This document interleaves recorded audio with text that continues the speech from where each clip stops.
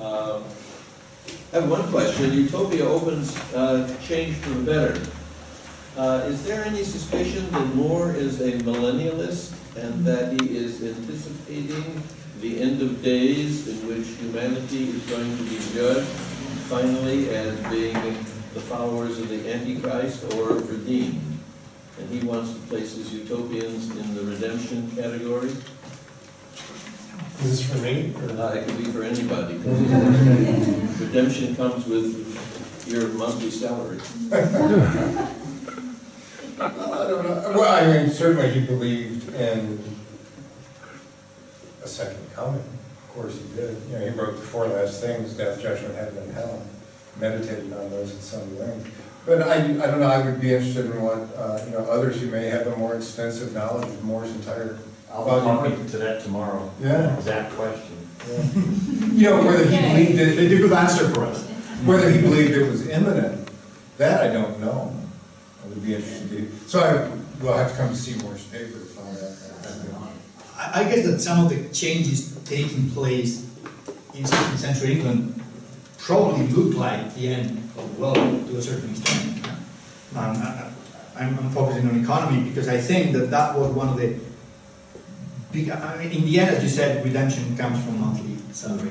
And the end of the world may mean that you lose your house and that you have to leave because there's no way you can feed your family. So to a certain extent, in a very material, not, I don't know about other spiritual or theological dimensions of that, but in a very material world, I believe that 16th century England, like other parts of Europe, very much looked like things were changing for the worse. Not, I don't know whether the end of the world, but certainly for the worse.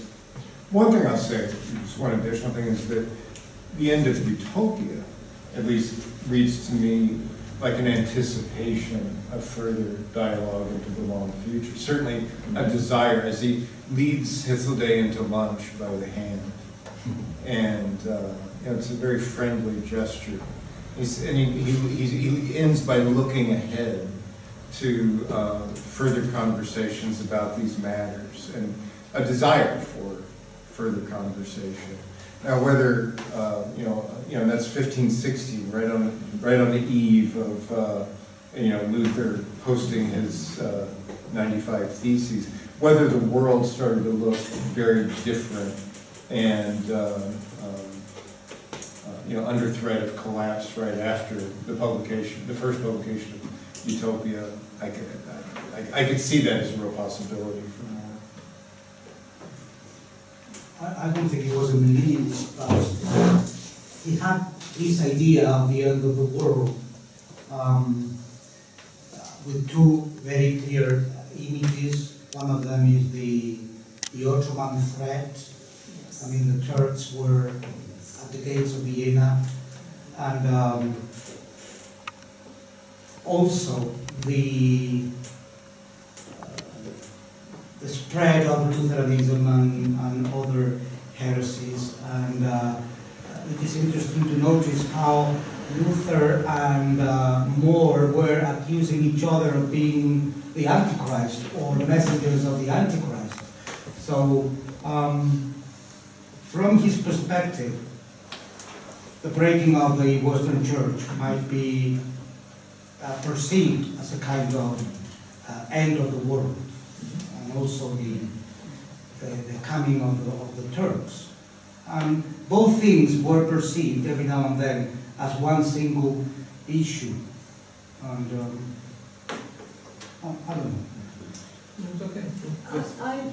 I'm coming back to first to Jerry's examples of what I take to be progress, that is printing and paper making. He also mentioned another invention, the magnetic needle. And that is open-ended. It could be good and it could be bad, depending on where you go with it. Right. And that seems to me where More is at the utopia. Yeah. I would not know how to extrapolate that exactly to later. Because it does seem that when he's doing his polemical works, there's a different tone. But I think it's Arthur Kinney who pointed out in a lecture the dangers of the magnetic needle. That if they weren't careful, they would go too far or they would run into dangerous waters. So what that seems to suggest to me is that you can use knowledge for good or for ill, but you could also then see things opening if you use it rightly, according to the value system that we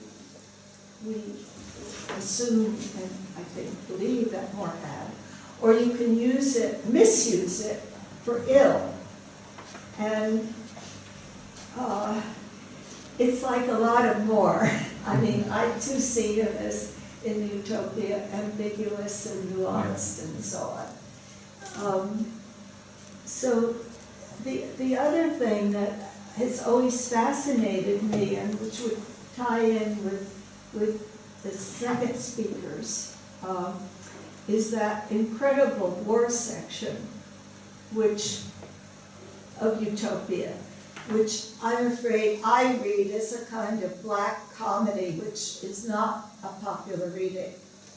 But the utopians keep getting more and more gold, for which they have no use, except to make chamber pots and gold chains, which is also, again, ambiguous, because who normally has gold chains? The ambassadors and the nobles of Western Europe.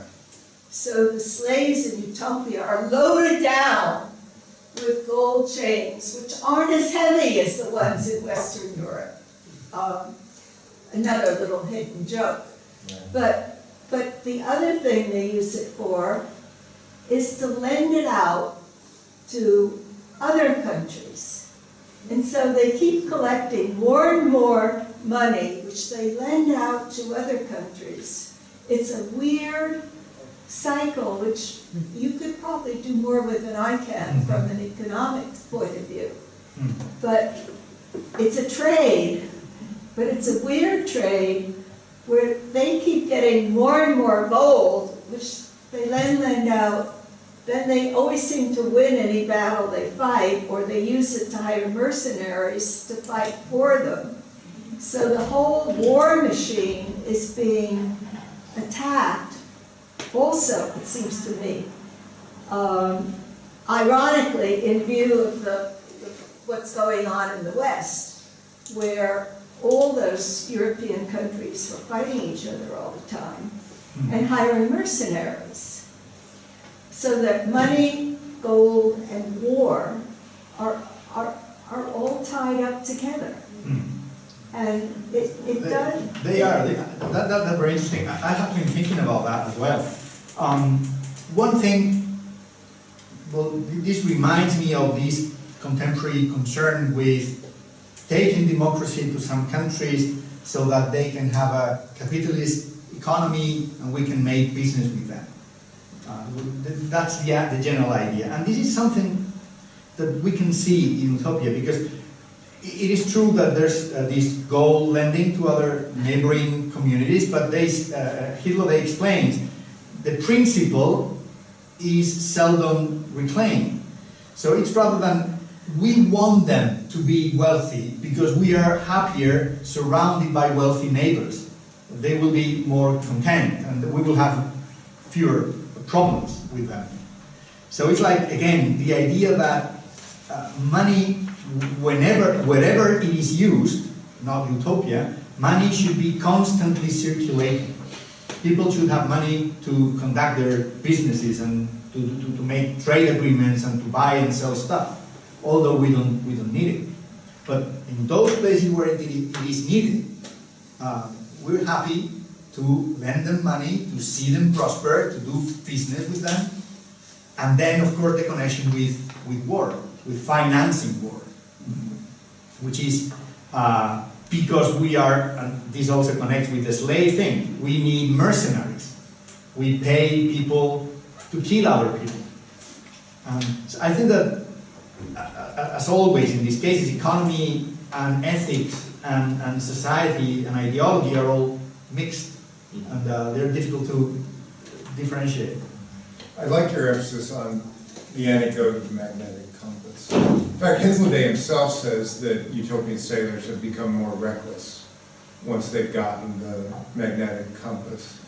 And while it was my intention just to talk about these new technologies in terms of social permeability, openness to change, new ideas, yeah, I have to admit that just my descriptions of paper making and print are imbued with a positive tonality. But, you know, and I tend largely to agree with your complex readings of Utopia. I don't think it's like the More of Utopia, just to give us one evaluation of anything. And one thing to do with you know, the anecdote of the compass is to remind us that, yeah, change will come with any new, with the coming of anything new, whether it's a new discourse or a new technology. Whether or not that's good is another question, and probably is going to have multiple answers. The other so that's one of the anecdotes I've really been kind of coming back to in my reflections on Utopia. The other one has to do with print too, and that's the monkey that destroys books on board the ship as the travelers are going to Utopia. And I'd love to hear any ideas people have about that. So far, the only precedent that I've been able to locate is in Francis Bacon's book on Henry VII, and I think that's the only source for the monkey that, his pet monkey that destroys a list he was keeping of his political enemies. What the connection might be, I'm still trying to puzzle out, but I think it's not unrelated to what we're talking about now. I don't know, I have great trouble recalling every names of things I've read long ago, but a woman did an article in French on the monkey in Moore's Utopia. Okay. And it would be some time ago now. I've met her in Canada, and sorry, I can't recall her name. Well, that'll narrow. I can at least search based on those details. But this linkage of gold and war seems to me an interesting one, and it's very, again, I go back to high school days where we were taught that in a simple way that the Spanish did three things when they went to the New World. They did it for God, they did it for gold, and they did it for glory. And of course that's totally linked with invasion of the New World. So. Oh yeah. About the monkey. Yes. An idea just came into my head, and Please. I may be talking complete rubbish, but More had a pet monkey. And could he just have been the pet monkey and chewed some manuscript and he was just getting it off his chest? Well, I will. I don't know. I mean, you know, something happens, Yeah. and then you use the something. Yeah, And give them more sense of humour. Uh-huh. Could he just have been saying, oh, I'm going to write this? Well, that's, as I say, this is one of the details I keep coming back to in my ongoing meditation. So I might at least cite you as a basis for the conjecture. There is a beautiful emblem by Henry Beecham entitled "The Trade of the English," and the Englishman is represented by a monkey who is being swindled. And his theory is, just like Spaniards cheat the Indians and give them trifles for gold, we Englishmen are being swindled by the Dutch. So they give us very inexpensive and important things, and we give them our wool, and we give them our money, and we give them everything we have. It's by Henry Beecham. I think it's in Minerva Britana. Okay. Simon, I have a question for Jesus. So the notion that money doesn't have, that bullion doesn't have a fixed value, that it can be used for other things and we can assign a value to it, seems like it's a kind of a new notion in the 16th century. Does that have anything to do with the influx of bullions coming from the New World, and all of a sudden there's just vast quantities of what was before quite rare?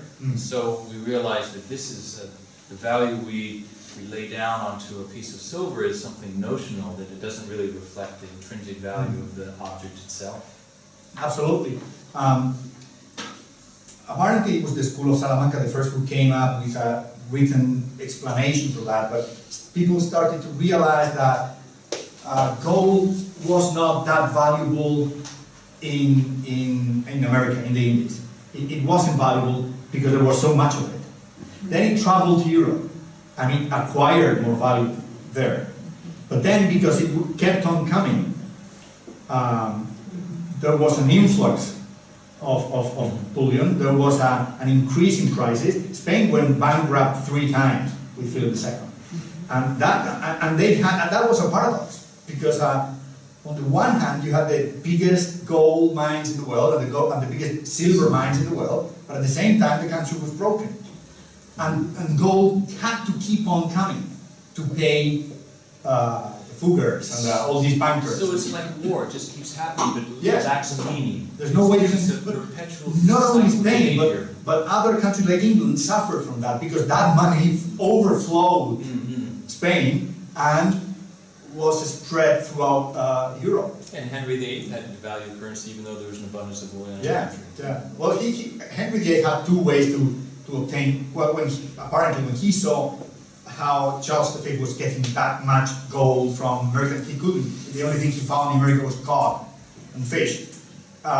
He took the properties of the church and he debased the currency. So he acquired a huge amount of silver, and he didn't tell anyone. This was like a secret process. Yeah. They took the silver and then they threw the coins away, hoping that nobody would notice, but they noticed in Antwerp.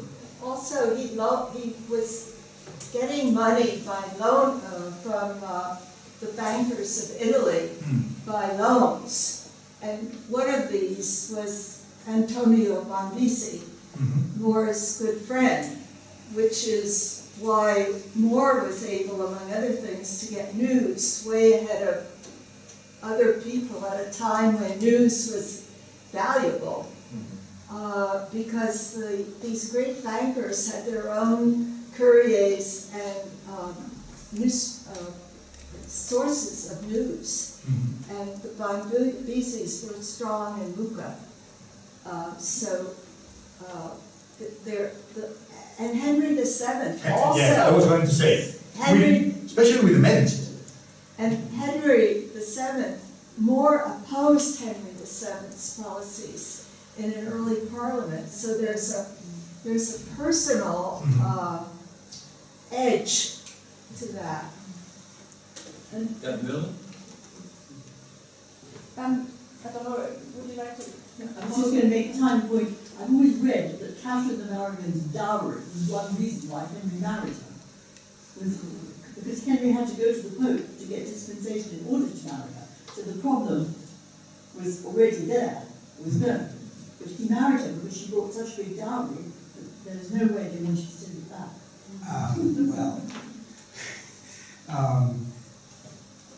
Henry VIII married Catherine of Aragon because Arthur had died and the Spanish princess was already there. Yes, with her dowry. Right. And you know what? Fernando el Católico, his father, yes, it took a long, long time to send the second part of the document. So it was a promise. It took a long time to get there. The second part, second half. In fact, while Catherine was a widow, she really went through serious economic problems because the money from Spain did not come. I have a question for Jerry, mainly, or perhaps for anyone. probably following up a little bit on what you said, Elizabeth, I'm also always fascinated by these paradoxes in Utopia, the paradox that you've shown us between stasis on the one hand and change on the other hand, which is also, I think, a paradox between, or a very ambiguous definition of old and new, of model and imitation. For example, Utopia is, on the one hand, it's presented to us as an ideal to imitate. On the other hand, it's a society that has been changed by this invader, Utopos, from a country that used to be called Abraxa, and Abraxa is often read as a kind of cryptic expression of the perfect world, basically. So the perfect world has been changed into no place, and so there's so many ironies between or contained in notions of learning, imitation, of change in the text.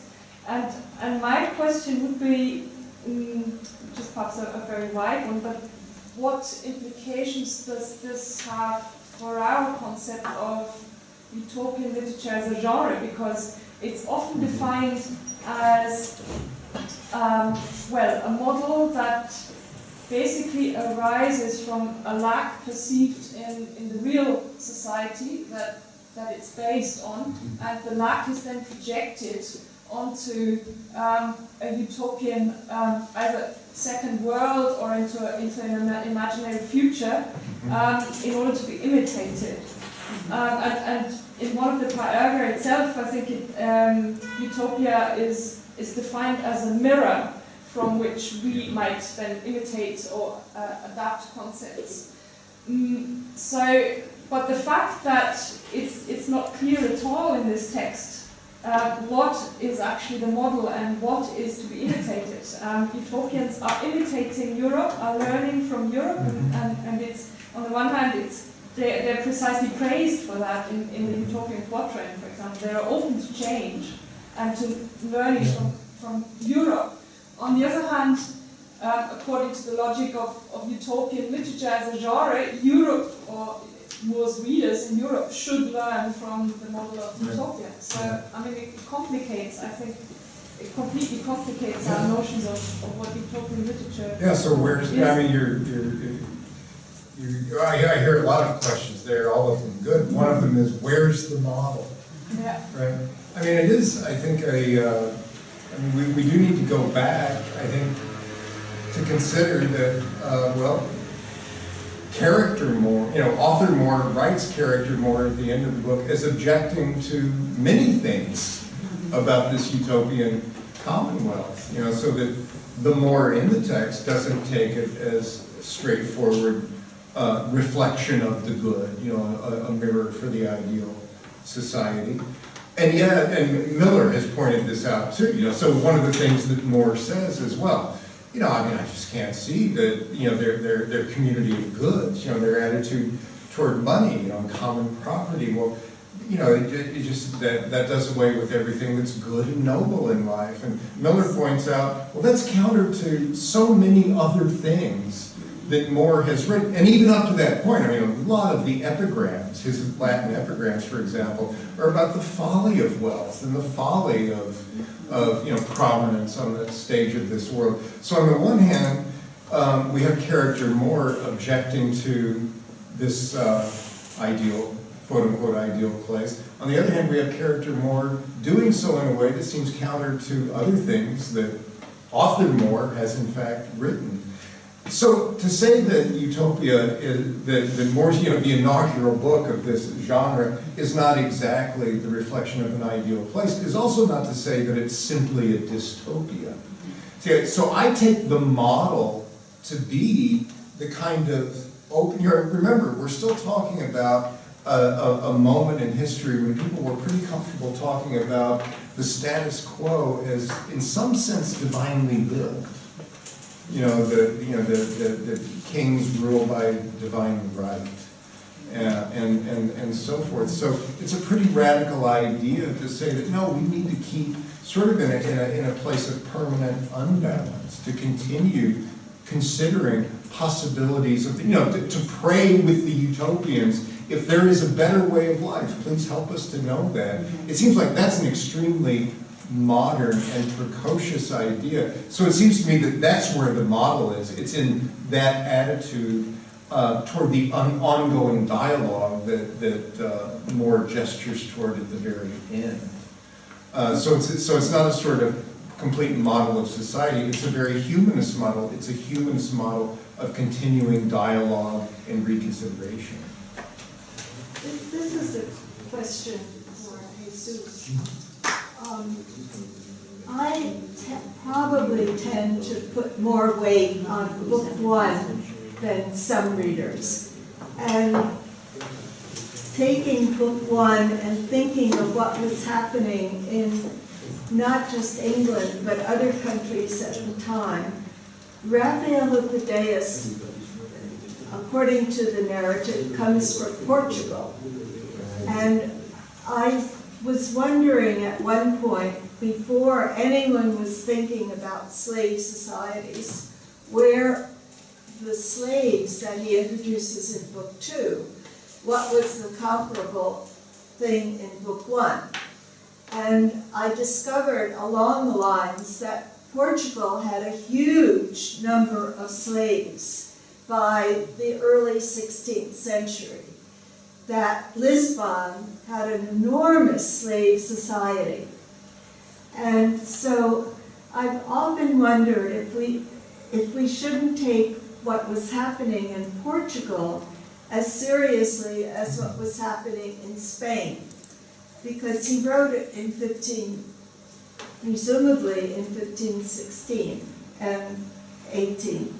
So I'm just wondering what was going on in Portugal, and I don't have the answer to that question. I do know that that they had an enormous number of slaves in Lisbon, but they were and of course Hypsidas went with one of the, wasn't it a Portuguese explorer? So for whatever reason, the Portuguese part has been sort of ignored by American cultural studies. I can't speak to other countries. Elizabeth, isn't there a difference between the slavery in Utopia, which is a penal slavery, or other people who want to live in the prosperity join it? But it's not the slavery of Portugal or a European power that goes into Africa or Asia and steals people and then enslaves them against their will. Right. But I'm not addressing the issue of slaves in Utopia. But if we are, there were three categories. One was people of their own country who violate the basic standards. One was people that they purchase, I think, from other countries, because they save them from being killed in the other country. So it's an act of mercy, but I didn't think they got them for free. I thought they had to.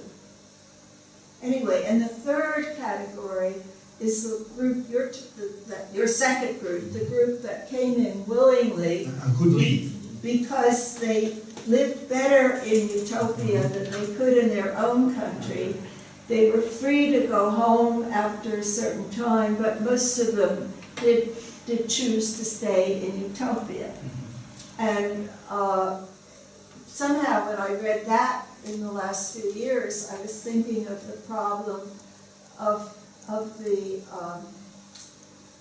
people who are fleeing from Africa and Asia to